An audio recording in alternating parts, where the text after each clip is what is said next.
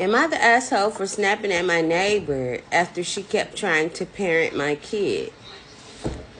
So, I live in an apartment with my husband and our daughter who just turned 4. Across the hall, there's this older lady retired home all day.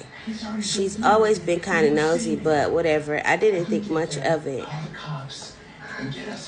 Lately, though, she's been way too involved, especially with my kid. My daughter is just a normal 4-year-old. She laughs loud, gets distracted, sometimes throws tantrums.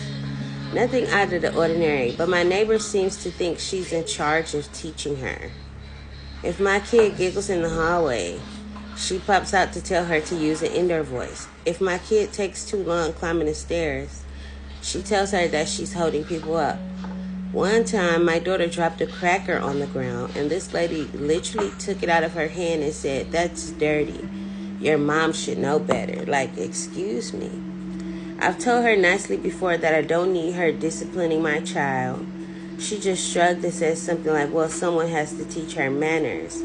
That already annoyed me, but I let it slide. Then last week, my daughter had a meltdown in the hall because she didn't want to leave her toy. She was crying, and before I could even calm her down, my neighbor comes out all stern and tells her, "Stop that crying right now. Big girls don't act like babies."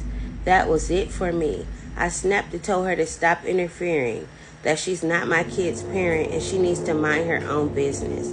I did raise my voice, which I usually don't do, but my daughter was already upset and I just lost it. The neighbor looked shocked and muttered she was only trying to help. Now some other neighbors are saying I overreacted and that she's just lonely and means well. I get she might be lonely, but my kid doesn't need to feel embarrassed or scared in her own home because someone else thinks they know better than their mom. So yeah, am I the asshole for yelling at her instead of keeping calm?